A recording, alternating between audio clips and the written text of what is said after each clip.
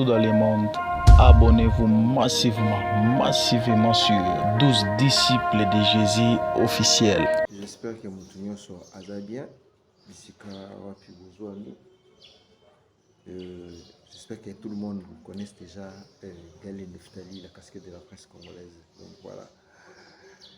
Bienvenue encore une fois de plus dans notre chaîne 12 disciples de Jésus-Christ avec Maman Victoire Baginama 12 étoiles. Le but toujours. Et merci Naba, bonnement Nabino, merci Naba like Nabino. En tout cas, je sais la vie vraiment vrai bien. Vous comprenez que tout ça en mode balade, mode découverte. Alors, la petite beauté, tout besoin dans la mission c'est net. Moment grâce Nzei, mon concours, mon homonyme GNGN et pourquoi pas aussi à le monsieur le maire, c'est lui qui a conquérir le cœur de notre maman, le petit tonton Adji, monsieur Bambote et pourquoi pas aussi à mon frère tonton Hardy, Bambote Nabino Bisika, Izami Bino, maman Victor Baginama, le bi, Yayope Mbote, Yangoana. Tout ça toujours dans mode découverte. Mode découverte, nous avons beaucoup de malheur. Nous avons tout trafic routier et remorque. Pourquoi on a dit trafic routier et remorque? C'est juste tout, mais un peu que l'accident remorque et circule na Congo, na RDC, et remorque outil Kinshasa, et autres qui sont Congo, autant trafic qu'on a il y a eu des embuscades. Tout le temps, on a bino ilongo, tout le monde a bino Kasangulu, titi, place balade nabiso ekosuka ilongo na service ya technique nabiso, équipe technique il y a 12 disciples de Jésus-Christ. Vous allez toujours brancher et scotcher dans notre chaîne. Ceux qui n'ont pas s'abonné, abonne-toi. Sous le moni teni, au beau compagnon, nous en mode balade. On a changé la façon de faire de découverte. Tout ça à découverte selon temps, selon mode d'émission. Ceux qui ne passent à propre, tous à la propre. Ceux qui ne passent à désordre, tous à désordre. Donc c'est comme ça. Voilà. La salutation à toute ma grande famille. Là je vois ma mère, Mouyala Charlotte, Daniel Sidou, Ritungonde, Bénédicte Leyanga. À mes enfants, là je vois Michael Neftali, Jaël Neftali, et pourquoi pas aussi na Déborah Lombe, félicitations à eux pour défendre le travail académique. À toute ma famille, Marie Silou, Chantal Edoula, Pierrette Silou, et pourquoi pas aussi Ali Kondi, la famille Fiston Zori. Tous a toujours accroché et tout la balade Nabiso, il y a Mokolo Manelo.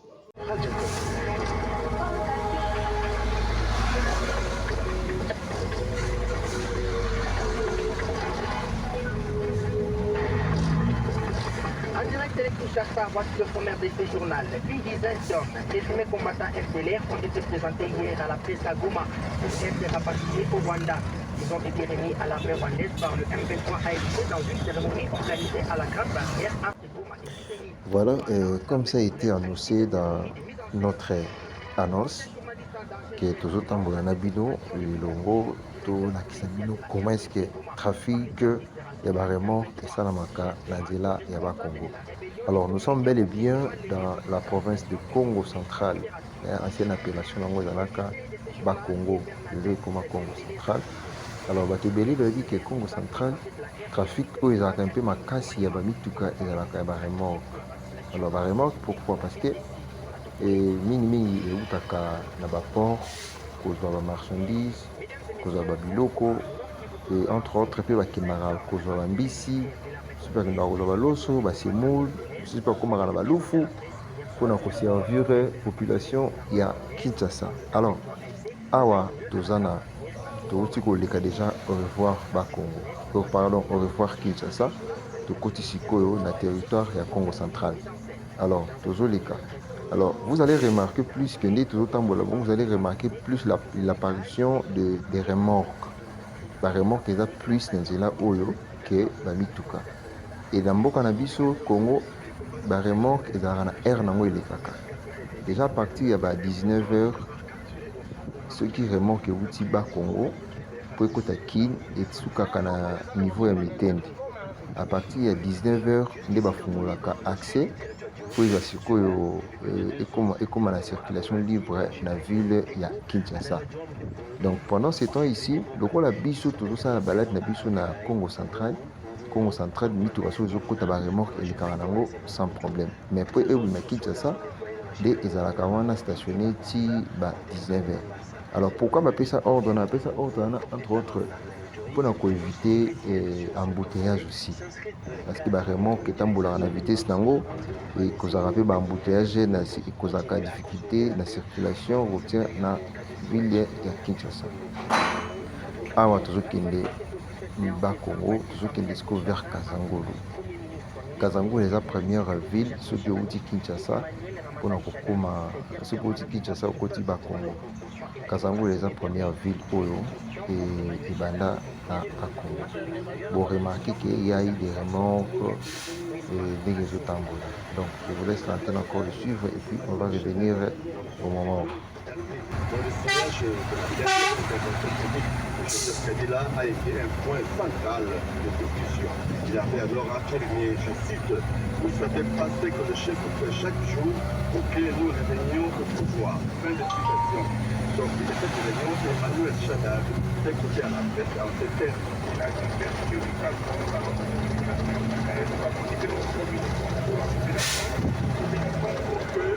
le pays doit bien considérer.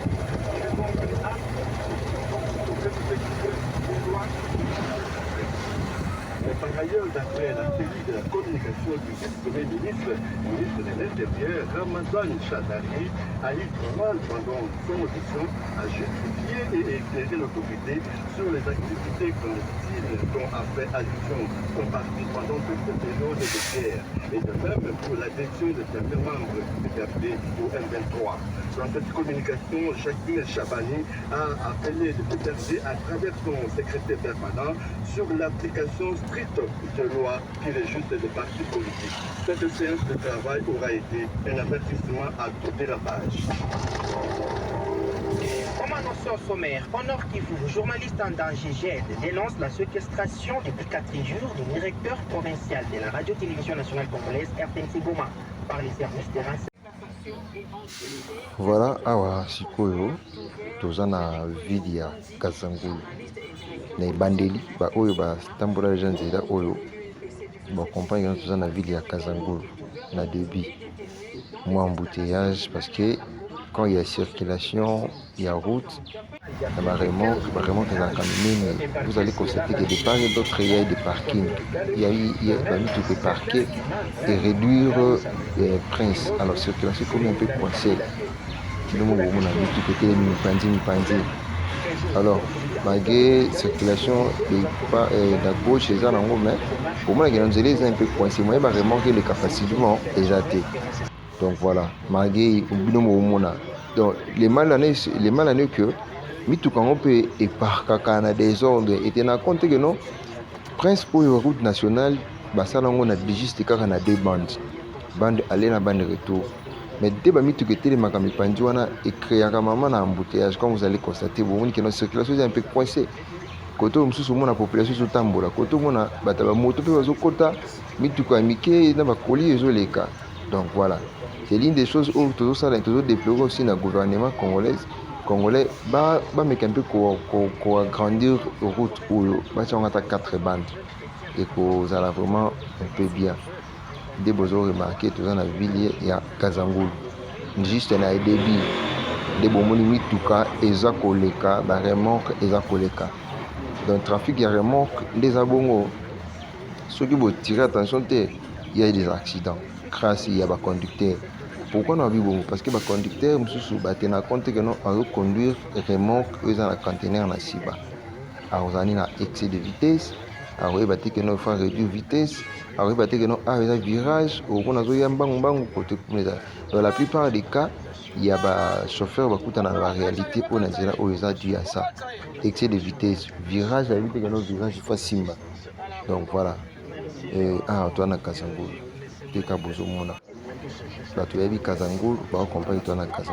Vous avez remarqué il y a plus de remorques, il y a plus de grands cars, il y a moins de véhicules, il y a des baquettes, des bus, et surtout que non ROP bato qui n'a pas autant matadi bato bayaka autant matadi bato qui n'a matadi bah circuler rapidement ROT parce que R déjà 17h 17h heure de Kinshasa de bon la circulation des ailes mais à un moment où bato voyager avec qui n'a matadi puis vous allez constater il y a des bis des les cas plus mais au moment où ils ont un moment bah remorque nous avons un trafic bah remorque que ça là-bas. Donc voilà, vous allez suivre et puis vous allez comprendre.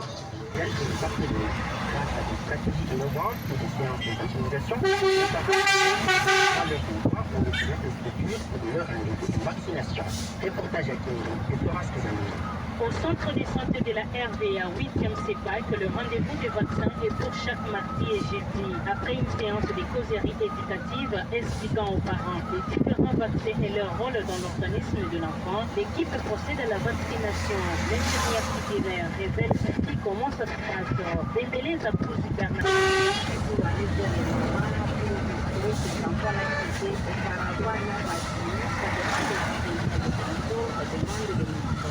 Cette femme rencontre une motivation à vacciner son enfant. Bertha Mori. Trois enfants, 2 filles et un garçon, c'est régulière en tant que femme intellectuelle. Je vois la Ce dernier a donné une mission à ses partenaires. Investir le terrain et convaincre ses électeurs. Un obstacle qui taille leur pendant. Le rabat compté toujours pas sur la liste électorale. On est dans le électeur.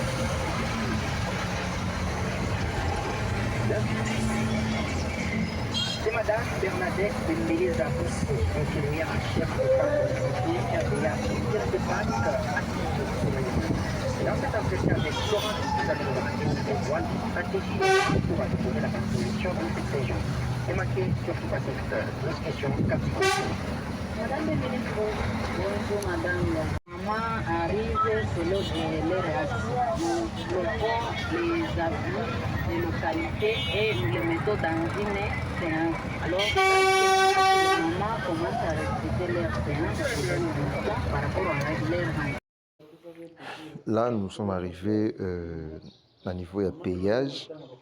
Payage, c'est la place où tu vas foutre à droit dans bango, il y a un nzela. Donc, tout dans beaucoup de choses, il y a utilité à payage dans nzela. Donc, il y a un payage et fout à selon point ya mitu, selon point ya mituka. Et ceux qui peut-être aux catch aux a pris na yo. Ceux qui ont bis aux a pris na yo. Mais remorque m'a pesé. Vous allez remarquer que remorque n'y a un payage, il faut à selon kilo na ye.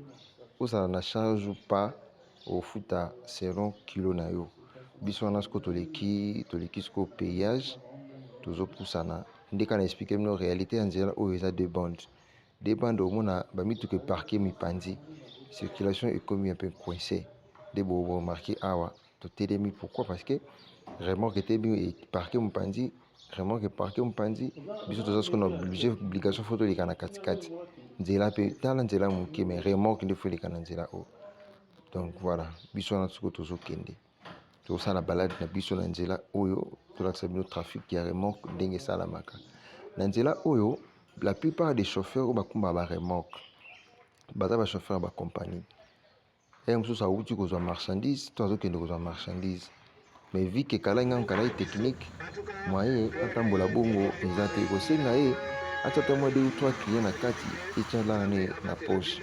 Alors il y a vraiment la plupart des il y a certaines réalités na kati na nzela oyo pour éviter comme appelé awa nzela eza des bandes mutuka oyo akufi liboso le moyen koleka eza te il faut attendre bande oyo à gauche ya mituka esila pour biso to avancer voilà donc on a mituka esili biso pe tosali to avancer nzela oyo ezalaka na minda te minda ezalaka kaka na péage et puis na baville donc nzela oyo pene ezalaka molili bokotambola molili butu voilà quand vous constatez tout ça trafic na biso ya remorque tout ça la balade na biso na remorque tout ça ça mini ba remorque sikla na butu wana moto oyo eleki wana moto awa sikoyo tokoti na ville tokoti na tokomi sikoyo Kinkonka eza mboka moko eza avant Kisantu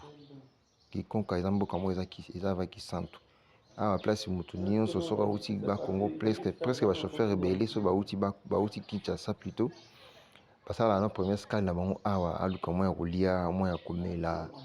Donc voilà, ville de kikonka baoyo bayebi mwa tomate etekamaka awa mais sikoyo wenzi oyo bato basombaka plus biloko eza bato bauti bakongo bazobima kini bamarché eza ebele place bato basombaka biloko oyo mpena bato bakipaka yango pena te parce que oyo babi biloko ezalaka un peu cher parce que eza déjà pembe na kini mais eza na wenzi mo eza na kati. Donc awa totelemi mwa mopanzi mpo tozela baremorke eleka. Donc trafic ya remorque na nzela oyo en tout cas soki oza ekenge te ma plein donc omoni remorque eparke na gauche remorque eparke na droite nzela bande etikeli kaka moko accès eza kaka moko. Donc il faut attendre que baoyo bazokende boye basila mpo biso bato tozokota tosala nini toleka. Donc j'espère que bozo comprendre balade na biso ndenge ezokendele.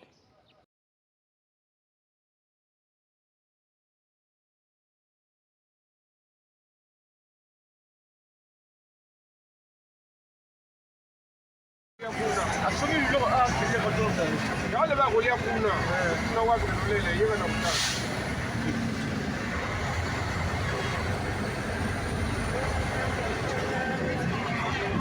place mo suspect na comme na kikonka ningi na lia boye aya ya babude pardon il faut soit traitement on a boye sikuba neng bazalaki bango cadre neti bato ekiri moko te siko place on est RVC bakomi ekiri moko ana kabina kaka na kami kaka oyo toyo bana suspect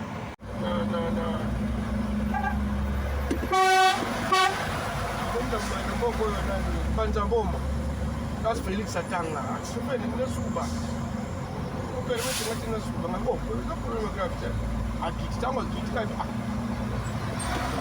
suba na yo nasi a remorque oyoke ona mosa ngai mpe na kidi na biso baza bato mabe bato soki bango te bato osala bacrime na nzela oyo bato oyo baza bazosala kukeleke part oteko bauti na madadi kuna bauti mpe na makombo oyo basali ngai namoni tipu mosu aza na ara nasati motongo na tutaki biso tozokende orke nini ezalaki ayo neti market moko boye nini saki moko boye ya bango wa kilo na kilo oseka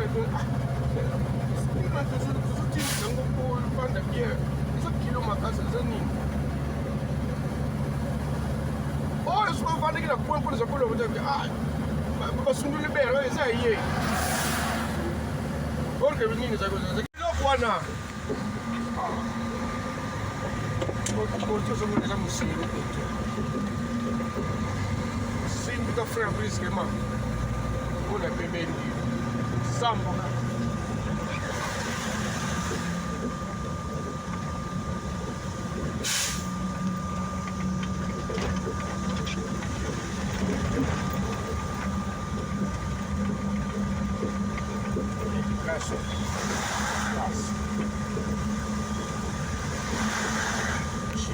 kambula malembe po accident esalami wana boyna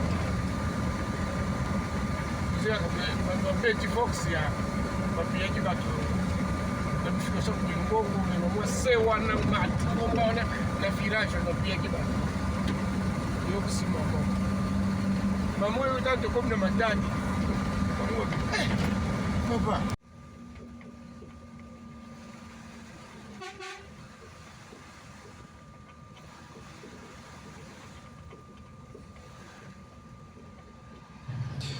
Voilà, j'espère que selon vidéo, temps pour comprendre qu'on a roulé toute la nuit, il y a eu la pluie, donc maintenant là nous sommes les matins.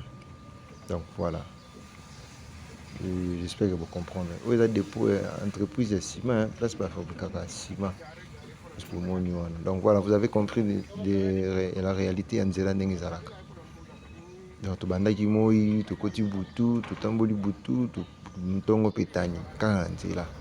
J'espère que vous avez tous tiré la conclusion de notre balade d'aujourd'hui. En tout cas, merci à tout Kiwana. Restez toujours branchés, connectés dans notre chaîne 12 disciples de Jésus TV. Merci.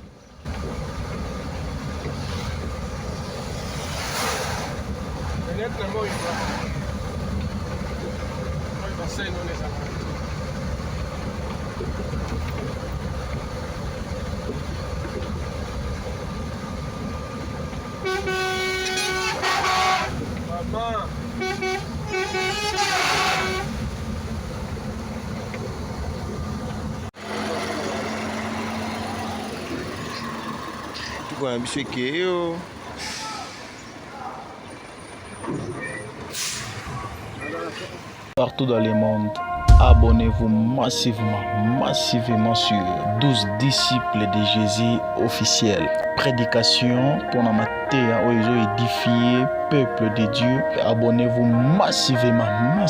Musique chrétienne, dans l'adoration, et ça fait du bien aux autres musique chrétienne.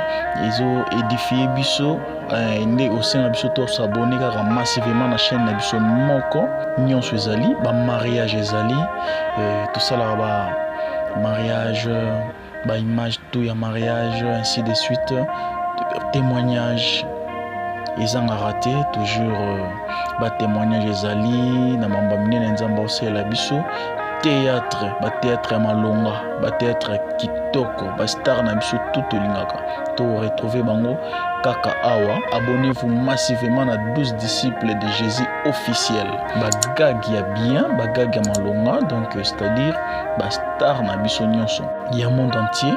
Anniversaire, aux anniversaire na yo, souhait ainsi de suite nyonso o bengaka numéro na biso nyonso tozali elubu émission elubu boyebi bino moko tala biloko kitoko nyonso esalemaka bozana day.